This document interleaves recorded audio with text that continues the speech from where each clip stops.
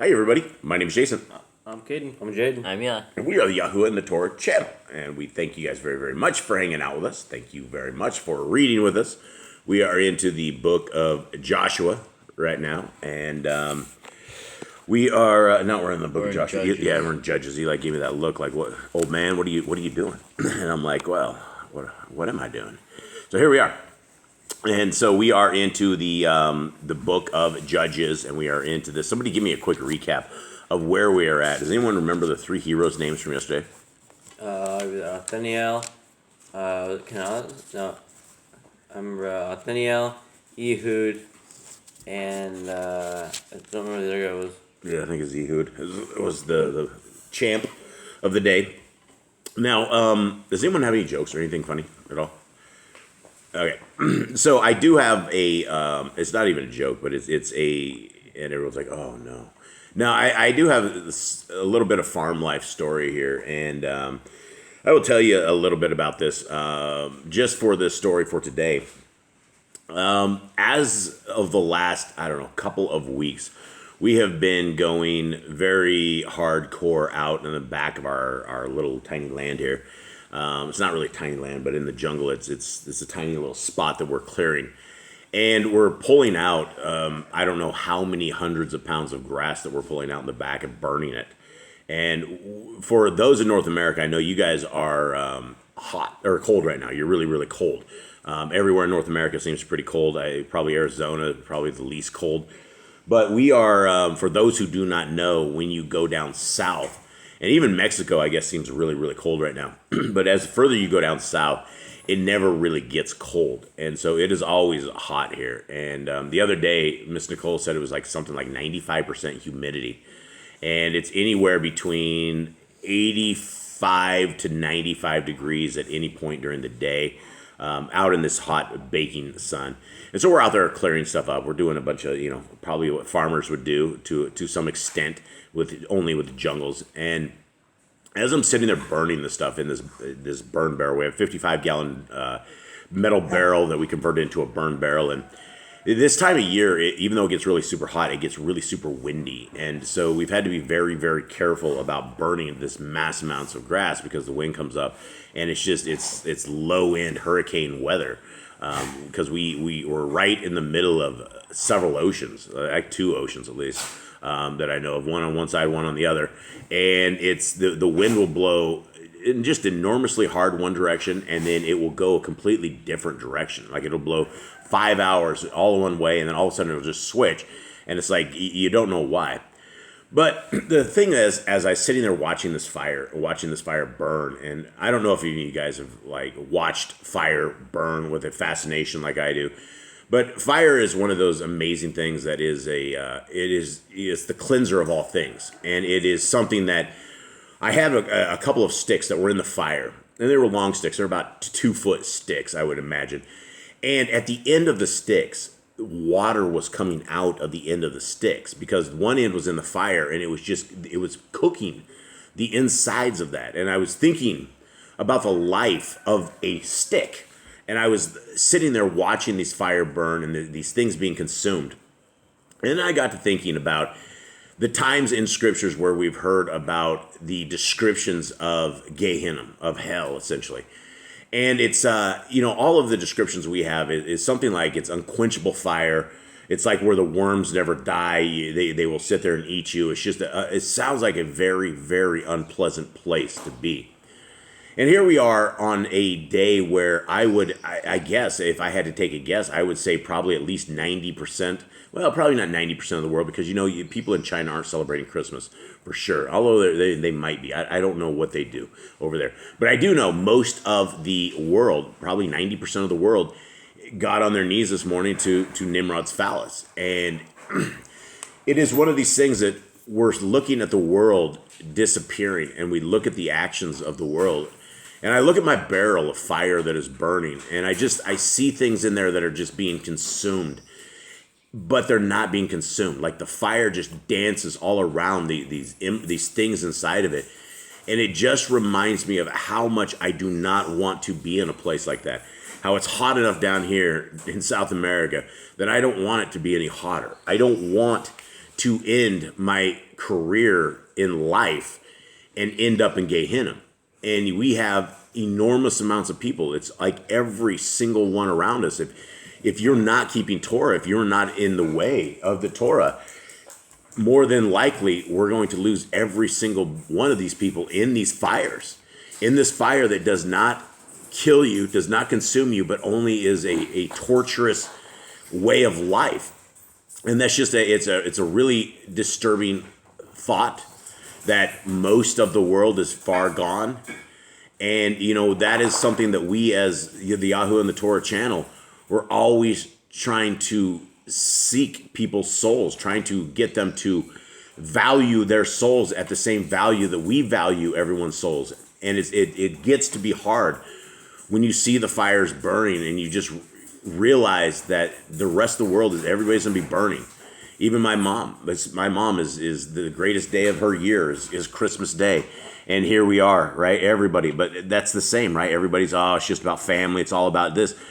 Unfortunately, if you are in Torah, the day is about Satanism. It's about worshiping things that our Creator doesn't want us to worship, about keeping appointed times that our Creator has not told us to keep. And it's all pagan. It's all pagan based. And as we are doing what the world is doing, we are going to get what the world gets. And for the most part, the world is going to end up in a very hot space, a very, very hot space. And I know a lot of people don't believe that. A lot of people don't believe in heaven or hell or the kingdom to come or anything of the sort. And that's all of our prerogatives, right? That's all of our free will. We've been given such a choice of free will in all of this that we can do what we want to do. But I guess that's the end of my little fire story. I sit there and observe that, and I worry about the world. I worry about the people that are going to be left in there. And I don't want us. I don't want our family. I don't want any of us to be in Gehenna. I don't want us to be in a world. And I guess the worst thing about hell, not only the uncomfortable sound of it, but you're separated from our Creator. Once we are in Gehenna, once we are there, there's no way back. We can look at the story of Lazarus, and we can look at this. He was talking. He was unable to get to the other side. He was unable to see anything. Once you are there, you're there. And this is why we are always trying to get people to change their minds, get people to seek our Creator where He's able to be found. And He's able to be found in the Torah, the first 5 books of Scriptures. He's also able to be found in the Gospels. But it takes 9 books to put this story together to understand what we're dealing with. And so I just want to throw that out there, as many of you guys are probably, unfortunately, celebrating, a pagan Saturnalia. Guys, this is, I'm going to shout this out real quick. $64 is still available. We don't know how many times, we don't know how many times we're going to be doing this 1,000 book order. We do know that we're going to be getting it the very first time. This may be a limited edition. You may never ever have another chance to do it, but we do know that the 1,000 are on their way, coming around. It'll be in March or February or March of the next year when they will be available. Ms. Nicole, do you have something? I did. What you got? I fixed the shipping so people. Shipping is fixed. Worldwide shipping is now fixed. It is expensive, but I can't help it. Right, and so Ms. Nicole does say the shipping is expensive. It's unfortunate. Shipping is what it costs, but worldwide is available, and they will be shipping out of the U.S., and so everybody kind of gets taxed, unfortunately, based upon those rates to get them to wherever they are worldwide. But it is available, and so guys, we're hoping that every single scripture that is sold, we can send a free scriptures into our brothers and sisters in chains. I heard from a brother just the other day who was in chains as well, a different brother who contacted us on YouTube, and he was excited about this because he did some time and he understands that the prisoners are really neglected. For the most part, there's a bunch of Jews that have jumped in, and they sit there and they scam the prisoners. And it is the Sabbath Keepers Fellowship, and they're as much as they do for the prisoners, they're very Jewish oriented, and so the prisoners come. What the questions I get, they're very, very confused because these people all celebrate Hanukkah and people all celebrate all these Jewish things, and the prisoners just have no guidance. They have nobody to help and teach them, and so we're trying to get scriptures into them and trying to help them teach themselves and teach everybody the same thing. The same thing we tell all the prisoners is that the answers to the kingdom are found in scriptures, and you don't want to count on people in boxes or in churches or pupil, wherever you're at. You don't want to be a pupil to their teaching. You want to be your own teacher, and you can be your own teacher by simply reading scriptures. It's all there. This is where everybody gets all of their info. And for anybody that wants to get this, the 5th version, Revision 5, is completely free. Everything is completely free. The only thing that we have that we don't make any money on is the book. The book, and it all goes in, and it all goes right back out to the prisoners. So everything we've always done is absolutely, completely free. And so you can get all your eSword modules right here. You can get them for PC, you can get them for Mac. All the instructions are there. If you guys have any kind of issues at all, let us know. We're happy to help you out and support. And these PDFs, guys, send these PDFs to people. As they say, it is the reason for the season, as they say, but we know that's all satanic and demonic. But you could definitely send some people a gift with a PDF as an attachment in your email and give somebody a good translation of scriptures. It's small enough that you guys can do this. All right, so here we are. That was a long intro. Sorry, everybody. Are you guys ready to roll? Yep. Everyone good? Yep. Did you guys fall asleep on me? Nope. Okay, here we go. 4, children of Yisrael, and again, for those who, the recap, chapter 3 is they ran amok against our Creator, and They sinned, went into captivity. They did it twice. Sin came out, sinned again for another 18 years, got stuck, and then they got freed again. So the guy who they barely got freed is named Ehud. And Ehud.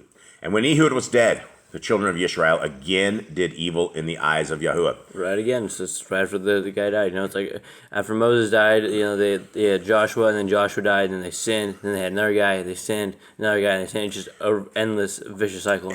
But here's the thing, for all of you guys out there, these are not stories of old that should be discounted. These are stories of old that apply to us today. You guys should be the children of Yisrael. The children of Yisrael are people who are in covenant with our Creator. It means you keep the laws, statutes, and commandments found in Genesis through Deuteronomy, and that you have the faith of Messiah Yahushua. That is who Yisrael is. We are called to be Yisrael. We're not called to be Christians or Baptists or any of that other mumbo jumbo. We are called to be children of the Most High, and this is what they keep messing up, which is what we are here in this generation. We need to stop messing this up. There's a time when we all need to come under the covenant of our Creator because it's the right thing to do, because it's the thing that will save our lives, it will save our souls.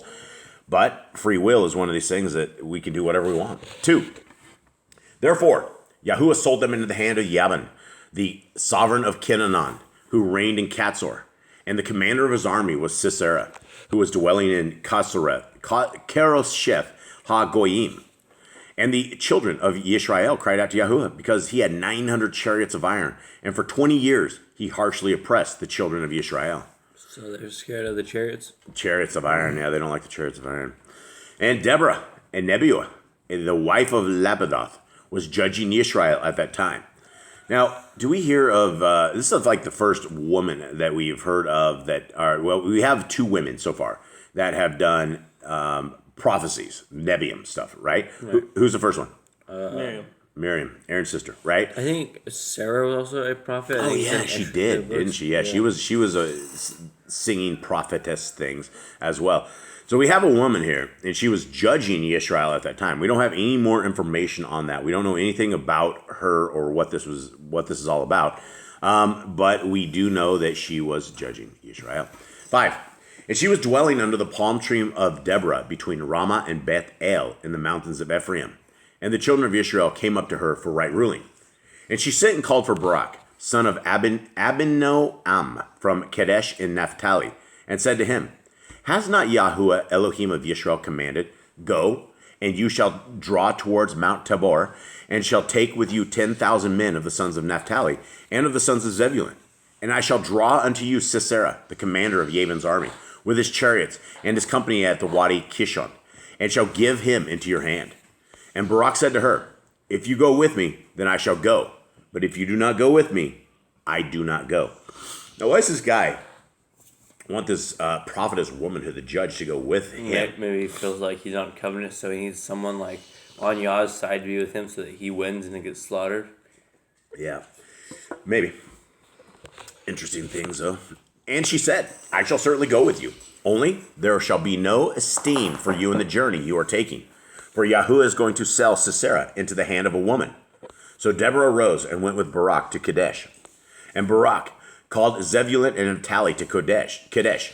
And he went up, 10,000 men under his command. And Deborah went up with him. And Keber, the Canaanite of the children of Kobab, the father-in-law of Moshe, had separated himself from the Canaanites and pitched his tent near the terebinth tree at Zaanannim, which is beside Kadesh. And they reported to Sisera that Barak, son of Abinoam, came up to Mount Tabor. So Sisera called all his chariots, 900 chariots of iron, and all the people who were with him, from Kerosheth Hagoyim to the Wadi Kishron. And Deborah said to Barak, Rise up, for this day in which Yahuwah has given Sisera into your hand. Has not Yahuwah gone out before you? And Barak went down from Mount Tabor with 10,000 men after him. And Yahuwah destroyed Sisera and all his chariots and all his army with the edge of the sword before Barak. And Sisera leapt from his chariot and fled away on foot. But Barak pursued the chariots and the army as far as Kerosheth Hagoyim, and all the army of Sisera fell by the edge of the sword. Not one was left. Sisera, meanwhile, had fled on foot to the tent of Yael, the wife of Kever, the Canaanite. For there was peace between Jabin, sovereign of Katzor, and the house of Kever, the Canaanite. And Yael went out to meet Sisera and said to him, Turn aside, my master. Turn aside to me. Do not fear. So he turned aside with her into the tent, and she covered him with a blanket. And he said to her, Please give me a little water to drink, for I am thirsty. So she opened a flask of milk and gave him a drink and covered him. And he said to her, Stand at the door of the tent, and it shall be if anyone comes and asks you and says, Is there a man here? You shall say no. But Yael, Keber's wife, took a tent peg and drove a hammer with her hand, and went and took a hammer in her hand, and went softly to him and drove the peg into the side of his head. And it went down into the ground, for he was fast asleep and exhausted, and he died. All right, what do you guys think that looked like? That's bloody mess. Yeah, bloody mess. Bloody mess. Tent pegs, they're kind of a dull point, at least for the tent pegs that we have. I assume they just had like a wood pointy thing. I was thinking metal. I was thinking it's not metal. You think they would have metal tent pegs? Where would they do metal? How would they produce metal? They're able to make golden calf pretty easily. That is true. That is true. So that maybe they figured that out. Yeah, I don't know. If it was... It's wood. I mean, it'd be pretty sharp, but I mean, I didn't have hammer. That's gonna hurt. Yeah. That's gonna definitely hurt. Now, do you think there's anything in the milk? Does she knock him out cold? I don't think so. I think he Like would. I think special I think he was milk? scared for his life and just passed out. Passed out cold and in the tent of just some woman? Yep. Okay, all right, let's continue on. 22. And see, as Barak pursued Sisera, Yael came out to meet him and said to him, Come, let me show you the man whom you are seeking. And when he went into her tent, there lay Sisera dead with a peg in the side of his head. You think they cleaned that tent up? You think she stayed in that tent after this? probably not. They probably we got to Think they gave her a new tent? Like blood everywhere. Well, she was now a hero. Do you think they gave her like a really new, like a super tent? Should have. This is gonna be a mess. How do they make tents on it, right? It was animals. Yeah, animal skins. Yep, and absolutely animal skin. But for sure, whatever little carpet she has in there is over. That's going to be game over. Yeah, there's going to be a tremendous amount of blood on that. Splatter as well. So maybe the I don't know walls. about blood splatter. I don't know. You get It's not a shotgun blast. It's not. She's not taking a hammer and just throwing it down. Right? She's putting a peg right next to his head. Wham! Well, I mean, there'd be no other way to do that except to put that thing right there. So I don't think there's going to be a tremendous amount of blood splatter. The dude is definitely going to Bleed out though. Yeah. Oh, he. It's interesting that it says he didn't wake up, right? For he was fast asleep and exhausted, and he died. You would think that there would be a little movement, right? Like this dude. I mean, he's definitely going to kill him, but I mean, he's not. I don't think he's going to lay there with. Maybe he's just too fast. Maybe with like a one hit and the ball all the way through. I don't know, but she said, and I don't think. Here's the gig: is I don't think a woman is going to be able to take one strike and smash a tent peg through that dude's head to the ground, right? Skulls are extremely tough. Maybe one side of it, but I mean, she's going to sit there. She's going to have to sit there and hammer that a few times, right? It's going to be pounding the hammer to get that nail to the ground. So she made sure he was gone, is the point, I suppose. All right. Anything else? No. All right. 23? 22. 23. Yep. Okay. 23. And on that day, Elohim humbled Jabin, sovereign of Canaan, in the presence of the children of Yisrael. And the hand of the children of Yisrael grew stronger and stronger against Jabin, sovereign of Canaan, until they had cut off Jabin, sovereign of Canaan. So, there we go. We had a woman that went and took care of business. And we have a couple of like female heroes in scriptures, right? Who else is a female hero that you guys know of? Yehuda. Yehuda, yeah. In the Apocrypha, Judith saved the day. It was all game over. It was complete game over. Ruth didn't fight, but she's still good. Without Ruth, we would not have Messiah. All of that whole gig right there. I mean, she's definitely a hero in her actions and her humbleness and the way that she conducted herself. And you don't have to drive like a tit peg through somebody's head to be a hero. There's a lot of things and a lot of different ways that women have done in scriptures that have changed the course of history. Eve, for one, is one that changed the course of history on everything. But she wasn't probably not a hero. But who could fault her if these are babes that were born in human as adults, and they got tricked, and we probably get tricked every single day. I don't know so much as we do any better than what they did. So with that, guys, we hope that you guys have a wonderful day. We thank you guys very, very much for being a part of our little family here, and take care. All right, shalom. Shalom.